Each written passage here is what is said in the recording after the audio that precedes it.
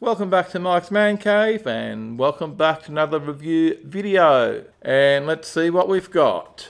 We have the Arlec DIY LED security floodlight. There's a closer look at the box for you. And this is a plug and play setup. It does just plug into a power point, so you can actually wire this up yourself once you've mounted it. However, in my case, this will be hardwired into the house, and it will eventually be upgraded to a smart light by using the Grid Connect switches to operate the light, but that'll be another video. Let's just have a look at what this light looks like before we have a look at where it goes. And again, if you're going to hardwire this light into your house, get a qualified electrician to do the work for you. It is not recommended to do your own wiring. And that is my disclaimer for this video. And there's the light. Now these lights are IP65 rated, so you can virtually operate these underwater, so they can pretty much be mounted anywhere outdoors. Okay, they can be rained on and it shouldn't matter. I will, however, be mounting this light, and I've actually bought two of these underneath some eaves, some cover. It'll have some cover over the top, so these should never really get directly rained on. Now, this is not a how-to installation video of this light, because like I said, you can either just plug this into a power point, or you get an electrician to hardwire this into your house for you. This is mainly a review of the actual light and how well it works.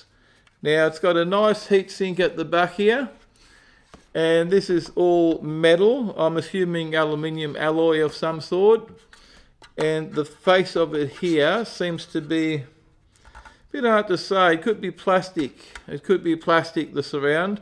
It does look really nice quality though. I really do like the look of this light, and that is one of the reasons I did pick this particular light.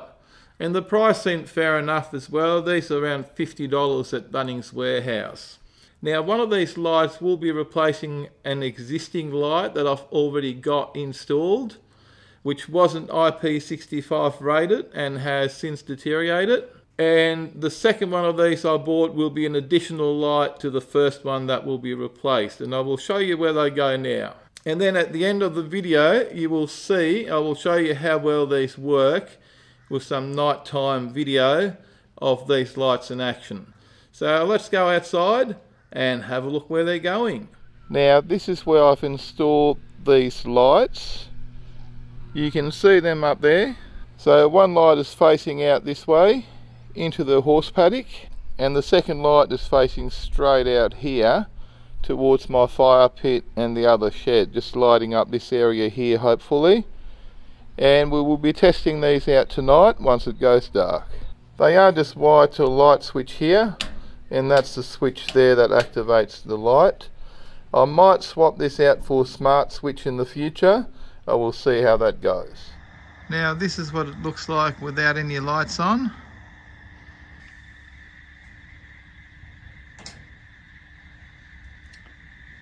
There we go, makes all the difference.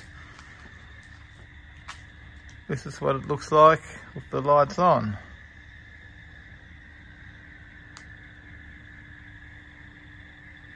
And here's looking from the house.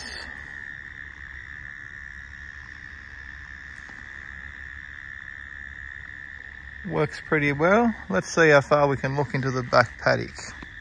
And that's looking into the back paddock. You can pretty much see to the back of it. Not sure how well the camera shows it up, but you can see the jumps, which are pretty much at the back of the paddock. You can see some bushes there, which are on the other side of the fence, outside of our property. You can see the horse over there. There you go, that's what the two lights look like when they're turned on. They actually just look like one light, even though they're two lights facing in different directions. There you go, you can see they're two lights now.